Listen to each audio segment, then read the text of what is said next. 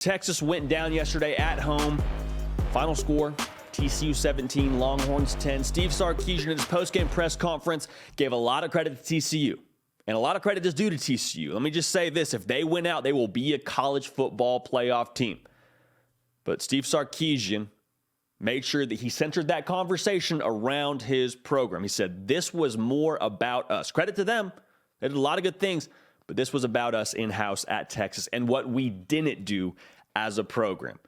You woke up today as a Texas fan, probably feeling a little bit of hurt, frustration, probably a lot of emotions. But when you look at that game, if you're looking for silver linings, maybe part of it contributes to the frustration as a whole. But the defense played well enough to win. I mean, the defense had a touchdown that kept you in the game, held Max Duggan 124 yards passing. Quentin Johnston's probably going to be a first-round NFL pick. I don't care how healthy he was last night. I know he had that one touchdown on a busted coverage, but you held him to 3 catches. The defense gave a superhuman effort last night, and that's progress for Texas. I want to make sure that we talk about this in a realistic light and in a somewhat zoomed-out view, so we're going to make sure we mention the defense a little bit. But to talk about the things that didn't go right for Texas, we have to do it.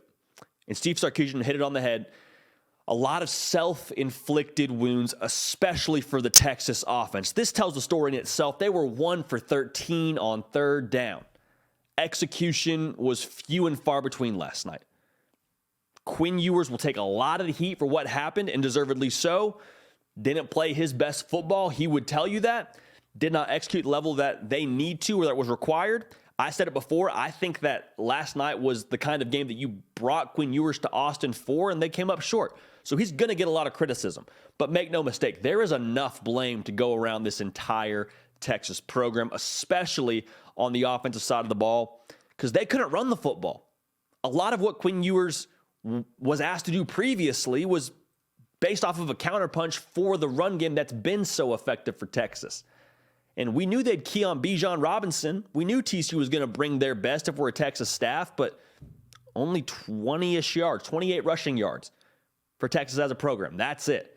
And when the RPO offense is predicated so much on getting that linebacking group to move up and taking money when it's on the table because the run game has been working, when that's not there, it's hard to get things going.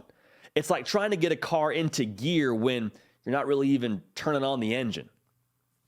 You understand what I'm saying here? So that's kind of the reality that Texas lived in last night. To make matters worse, there were plays to be had. Even with all of the frustrations they had running the football and the things they didn't do well throwing the ball, there were still plays to be had. You had guys running open. You had guys dropping the football. Bijan Robinsin on that wheel route is one that I promise you they are kicking themselves about today in film. Still were plays to be had for this Texas program. And so what I think you saw as a whole for Texas yesterday was a program that is still somewhat inexperienced. It's year 2 under Steve Sarkisian. There's still a lot of new things at really key positions. You got freshmen playing on the offensive line. You have a quarterback making his first season as a starter in the college football level with all the bright lights on him, by the way. The inexperience, I think, showed itself a lot last night. And I don't know if you want to say the moment was too big for Texas. If you do, that's fine. I just think a lot of it is growing pains. Like, I think a lot of what Texas is going through right now is the steps to becoming to where they want to be. And how long do they get with that? We'll talk about that more in a minute. But on the flip side, Sonny Dykes is in his first year at TCU. So maybe you're saying, well, what the heck? They're in their first year. We're in their second year. We're supposed to be farther along than them, right? Well, yes, in that respect, I suppose so. But you look at the roster at TCU, there's a lot of experience. There's a lot of guys on that side of the field that had played in some really big games and that have been through the fire and have earned, honestly, what they got last night. You saw the return on investment for the experience that they had last night for TCU. So for Texas, I think the best way to sum it up for them as a program is they're going through the awkward phase.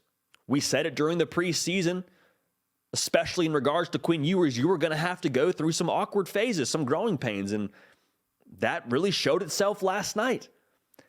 The awkward phase with Quinn Ewers' mullet, I promise you, there were times when he was growing that thing out and people said, what are you doing? That looks ridiculous. Get a haircut. He just said, nope, I'm sticking to it. And eventually now he's got the best mullet in college football. So that's the reality. It's sort of a weird analogy, but I think the same is true for Texas. Everyone today is saying, what are you doing? You were favored at home, had a top 4 team coming to your place, had a chance to play spoiler, had folks in Knoxville rooting for you, had folks in the Pac-12 rooting for you, and you couldn't get it done. That's what they're saying today. Great teams, they block out the external. They put on the blinders and say, nope, we're going to build internally. We're not listening to that. Yeah, it's an awkward phase, but guess what? The awkward phase is a phase in building. And so we're going to keep building. We're going to trust what we're doing here. We're going to keep moving forward. That's what needs to be the message today in Texas. That's what needs to be the message today in that locker room in Austin. So for all the people that are saying, what's next for Steve Sarkisian and he can't get it done, he can't get this done, let's all calm down a second, because Texas as a program, let's just call it what it is. They had a path to winning the Big 12 in the month of November, which is a lot more than we could say for them a season ago. I know we all want to be prisoner of the moment and say they choked, they don't have it, this, that. I remind you, had a path to the Big 12 title game in the last month of the regular season. If you had been offered that opportunity a season ago, and I told you that was going to be the case, in 1 year you would say, oh, thank goodness it does get better. That's the thing for Texas. They are continuing to make the strides forward as a program, not a team, but a program and a culture to getting better. I've said it before. I will say it again right now. Is Texas back? Is Texas not back? It's allowed to be somewhere in the middle in year 2 under Steve Sarkisian, isn't it? It's allowed to be in the process of getting there. And in regards to Steve Sarkisian and his job security, a lot of people are going to say, he's not the answer. Get him out of here. He's not the right guy. I would just say, relax. Steve Sarkisian is not going anywhere. Texas right now has the 6th ranked class in the 2023 On3 consensus team recruiting rankings. Translation, they're getting more guys into the system and the program that are good players, one of which being Arch Manning. And so word of caution to anyone that says, hey, firing Steve Sarkisian is the issue.